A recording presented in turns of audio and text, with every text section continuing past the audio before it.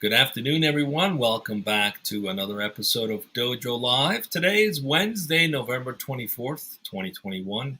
I'm Tulio Siragusa, broadcasting from Southern California, and today joining me are Carlos Ponce in Cuernavaca, Mexico, and Kim Lantis in Hermosillo, Mexico. Hi, guys. Welcome back. Hello. It's good to This be is here, Tulio. The last show for this week. We go into a long holiday weekend, and we're excited to have our guest today, who is the co-founder and CEO of Galley, Benji Koltai. Did I say that correctly? Benji Koltai. That's right. Thanks for joining us, Benji. We appreciate it. If you could, we're going to talk about food today. We're going to talk about food quite fitting, and considering data. Tomorrow's Thanksgiving. Exactly. Right. Plus, it's just around the corner from lunchtime. So, but before we dive into all this great things to unpack and learn, let's get to know our guest a little bit. Benji, if you could please introduce yourself, we'd appreciate it. Thank you. Sure. Well, first of all, thank you all for having me. Really excited for the conversation today. So I'm Benji Koltai, CEO of Galley. I'm a software engineer. Went to school and got a computer science degree, and sort of by happen chance, I found myself as an entrepreneur, first-time CEO, running this incredible company called Galley. So I live in San Diego, and have a family here. I have a 2-year-old son and a dog, and have really been enjoying Southern California and surfing and just hanging out in the beautiful weather. It's a great place to start a company. And prior to starting Galley, I was up in San Francisco, where I worked for a couple Silicon Valley companies, and my previous company was sort of the genesis of Galley. Nice. Silicon Valley versus Silicon Beach. We'll take the beach any day, right? Yeah, exactly. Yeah, That's a great place to start a company. Tell us a little bit about Galley. What Sure. gave birth to this idea? What is it that you guys do?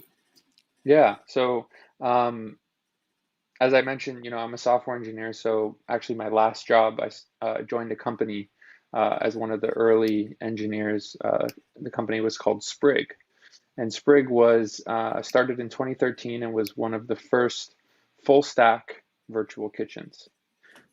So that's sort of a mouthful, and I'll break it down a little bit. So a virtual kitchen, I'm sure people are familiar with those by now. You've probably eaten food from a virtual kitchen at this point, especially in the pandemic with COVID and having delivery being such an important part of how people eat.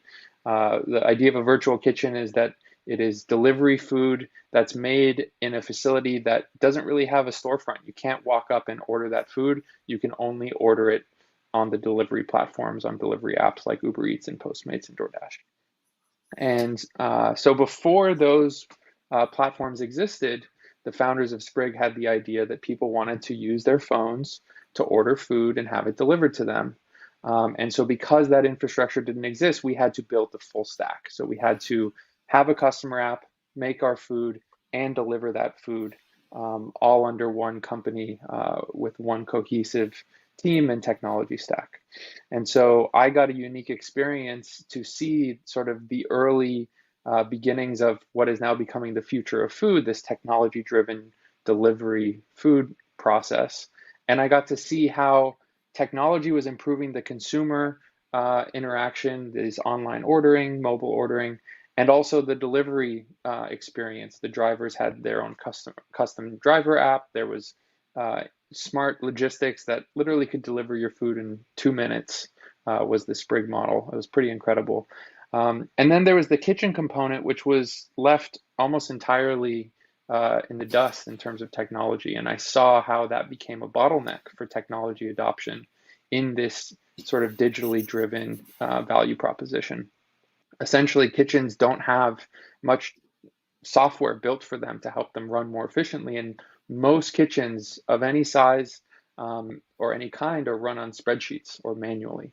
And that was the case at Sprig. When I looked at the kitchen, they were running it on spreadsheets, and that was causing issues for the consumer.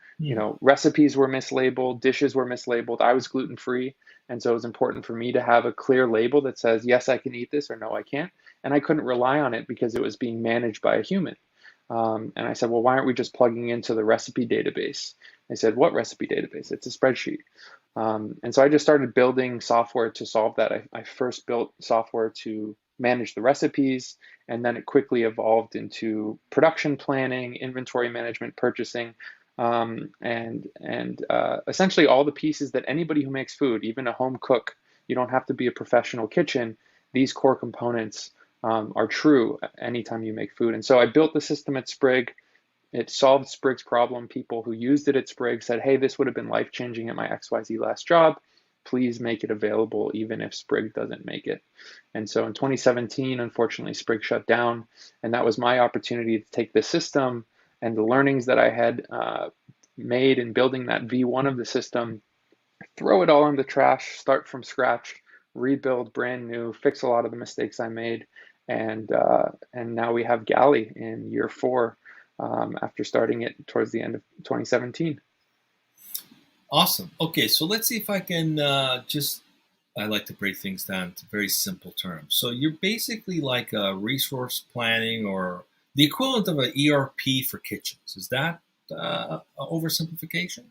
That's a very good simplification. Awesome. Okay, let's see what we can learn today, because this is very interesting and made me think about a lot of possibilities. Carlos, please, if you could introduce the topic today.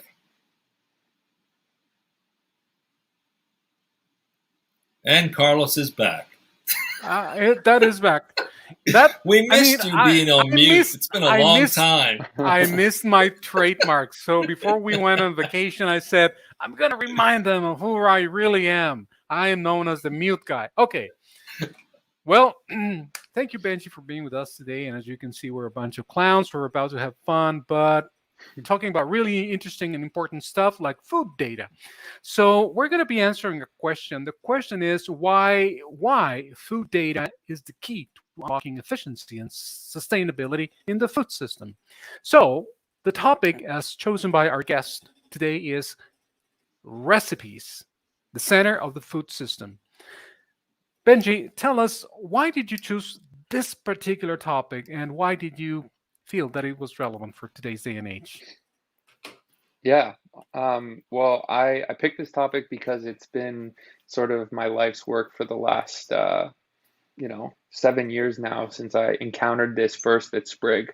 And as I've worked on it more and more, I've become more and more convicted with this simple idea that has global sort of impact and influence, in that if you look at the food system, if you look at what is the food system, so in my mind, when I say food system, I think of farming, sort of food production, raising animals, planting, producing the food that feeds the world. It goes through a supply chain to get to kitchens, whether those are home kitchens or commercial kitchens. And then it goes through now another logistics chain of delivery and getting handed off to those end consumers. And sometimes that piece doesn't exist. Sometimes you're consuming it in your own kitchen, like when you're at home. But sometimes it has a complex sort of flow. And we're even seeing it become more complex with organizations where they're creating sauces in one facility and transferring those to another facility so that it's closer to the homes that they're serving. So there's these multi-chain pieces of production. So it's becoming more and more complex to execute food. And when you look at that whole system, the underlying single sort of piece of data that drives all of that activity is a recipe. Why do farmers plant things in the ground? Because of the recipes that the culture creates in those regions, or globally now, right? Food is now a global thing. We're moving ingredients across the globe all the time. And all of that is driven by what's being made. How are those ingredients being put together into dishes that people are eating? So is it some kind of like reverse engineering of the food world? Like going Yeah, kind sort of. of? Yeah. I love, I can't remember who it was, but there's this quote that like the brilliance or genius is about taking complex things and simplifying them. And so to me, I love that this simplifies this really complex system to say, hey, it's all just a recipe. Everything comes down to a recipe. And if you can then fix that, if you can focus on that, and you can really structure it well and digitize that, the possibilities of what you can do with that core data, the branches that you can take are, essentially endless. And I really saw this, again, from my intro, like my pain coming in and being a consumer of Sprig was first experienced by that recipe data being wrong. It wasn't correctly labeled in the customer app. And I was a consumer that really cared about dietary flags and allergens. And so that single piece of data, once I structured it, really unlocked automation in the kitchen operation. And then eventually, to speak to the other pieces of the topic that I asked to talk about, efficiency and sustainability. I think those are really key, especially, the last couple weeks, talking about the sustainability of the food system. How do we reduce the waste? How do we better utilize all of the resources that go into making food? And how do we better match the demand and supply of the global food system so that everybody can have plenty of food to eat? How can we sort of solve that waste problem so that everybody can eat? Reminds me of a conversation we had recently precisely around the topic of food, but specifically about the management of food waste and how to either avoid it or reduce it or even get rid of it altogether, right? So, I right, was Kim? I was thinking that too. It was just Stefan called at Shelf Engine, Yeah, specifically for grocers and their fresh produce, like Fresh what food. they've got in the delis and things like that. right, And right. with Yeah. their technology, It's they've got it backed so high that if they're wrong, they'll pay you back for anything that goes to waste. yeah, that goes the way. Exactly. I mean, it's so reminiscent of. I find it fascinating. We take so much for granted. If you're in technology or in manufacturing, we've had supply chain systems that have evolved over decades. Now we have just-in-time supply chain system. Everything is interwoven and linked. Where the minute there's a component that's replenishing, it automatically places an order for more components, and it's tied to the demand system. Everything is talking to each other to keep that workflow efficiently operating. But when it comes to food and restaurants, and it's all manual. I mean, you just, how do you keep up with a dish that's in higher demand this week that required certain ingredients that you've run out in the kitchen? Someone has to keep a tab on that and then go and shop for it. So let's see if I get this correctly. What you guys are doing is automating all that so that there's a supply chain in setup in terms of how the restaurant supports the dishes that are being purchased by the consumer, and also making sure that the supply chain is aligned. How does that work with the farms and the producers of the ingredients that may not be automated yet? Does it also extend the same capability to disrupt how they typically do things? How does that come together as an ecosystem? Yeah. So first of all, I just want to sort of reinforce what you're saying. Just-in-time logistics is absolutely what we're working towards, and automating purchasing, automating that supply chain is exactly what we're driving towards. The food industry is a lot harder than the manufacturing industry because the widgets expire. A screw does not spoil. Right. A nut does not spoil. A sheet of aluminum, I mean, sure, in a long enough time span, but Right. tomatoes last 3 days, right? And so it's even more critical to think about the supply chain. So the other aspect that's unique in the food system is that there's this, because each widget, each component expires, there's this health and safety sort of regulation around food handling and food storage. And right now, every kitchen is a unique silo because I have a individual relationship with my supplier who sends me ingredients, and those ingredients will never leave my kitchen until they go out my door and get served to my customers. And a lot of that is because of the expiration time on those ingredients and the safety concerns of like, hey, I can't transfer this unit to another kitchen, even if I have way too much. I made a mistake. They over delivered, I over purchased, and now I have an extra 3 cases that are not yet spoiled, but I know will spoil. I can't offload those in a very good way. Now, there are a lot of companies starting to upcycle that and try to handle that. And so, what I'm trying to get to in your question is expanding the definition of supply chain. Yes, right now, all food that goes to a kitchen comes from a farm, but that's because there are certain constraints in play where you don't have full traceability. So it's not safe to do peer-to-peer transfers. And you don't have the sophistication that can instantaneously and accurately say, I need to move this tomato from this kitchen to this other kitchen.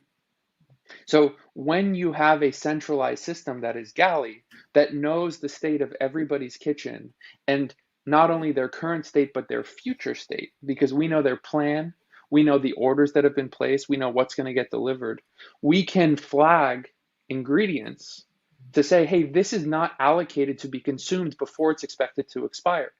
Here are the top 5 ways that you can mitigate that expiration. You can send it to another location and maybe resell it for 50% of the cost.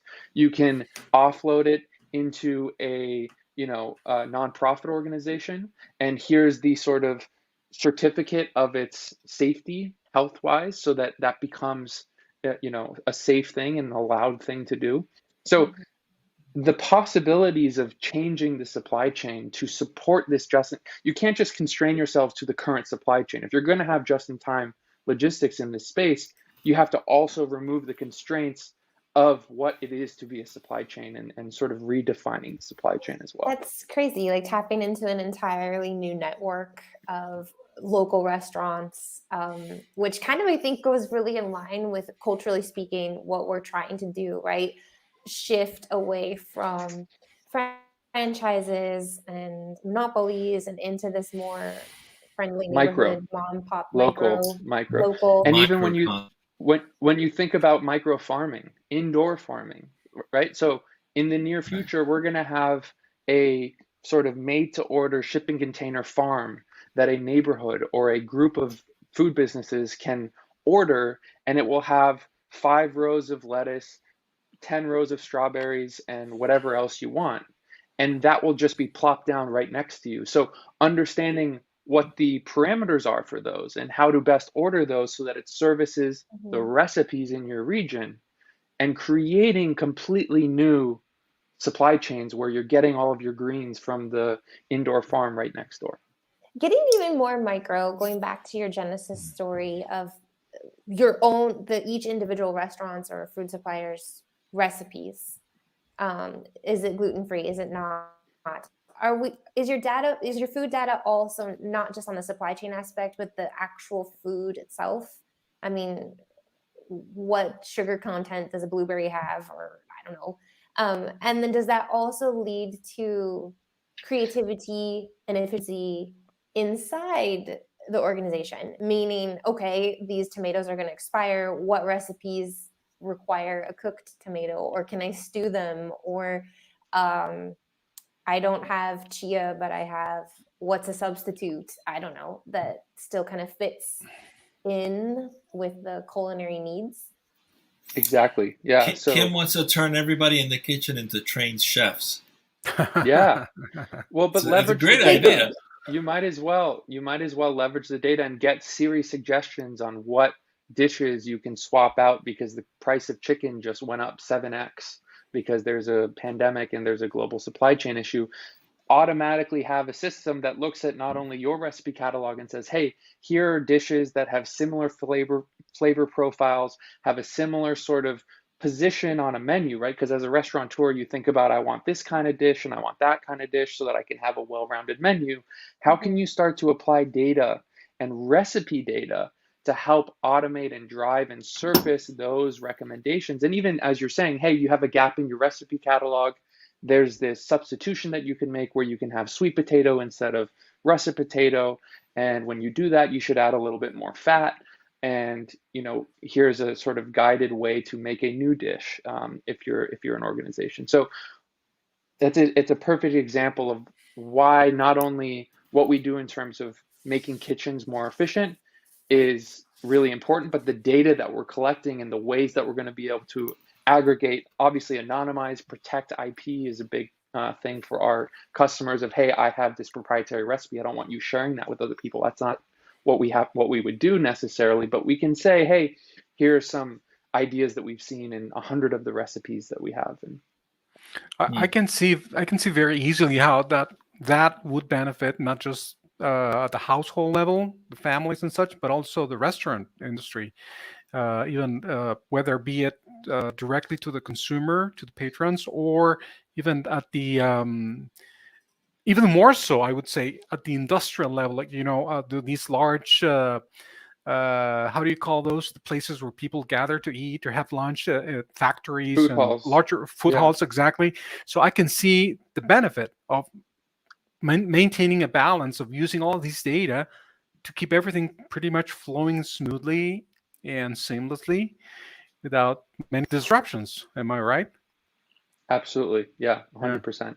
Excellent. I mean, Benji, dare I say, I don't want to get all political about this, but dare I say, this has societal impact as well.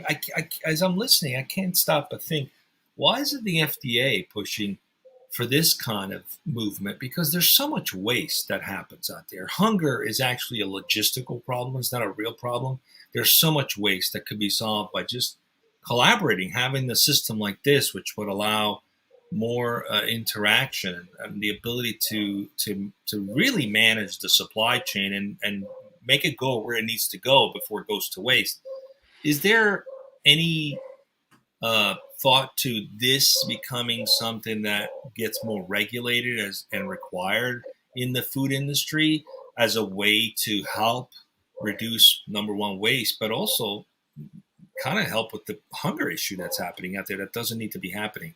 Any thoughts Absolutely. around that? I mean, is that too Yeah. big of an idea, or No, what's the we're thinking? already working with these government organizations who put out grants for initiatives that can reduce food waste. So last year we worked with Cal Recycle here in California, and they had a grant for reducing food waste, and we were awarded that grant and were able to use some of that grant money to build out specific features that would just continue to help our platform reduce that food waste. So I think that there's absolutely a governmental sort of large organizational drive to help solve this problem. And the more and more we talk about, and that's why I wanted to talk about it here, of the importance of sustainability in the food system and our combating of climate change ultimately.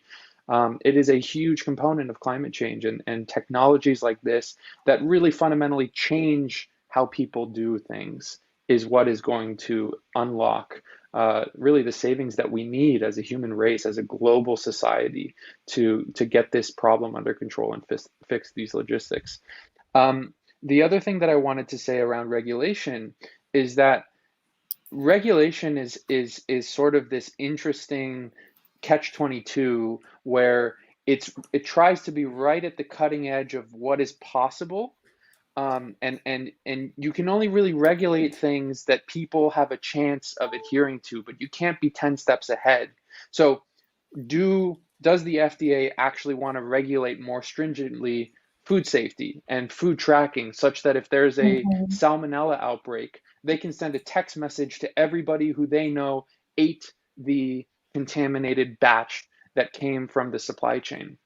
Like, that sort of stuff would be amazing. We just don't have the technology for it yet. So my thought is it the technology that comes first that leads to the regulation, because the technology makes the regulation available and then it catalyzes the adoption of the technology?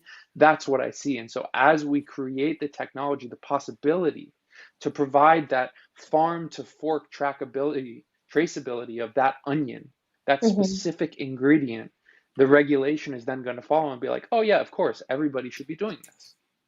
Right. But it's sort of this catch-22 or this chicken and the egg effect, I think, too, because I can recall in my early, young adult years, I worked in the food industry along with a lot of people.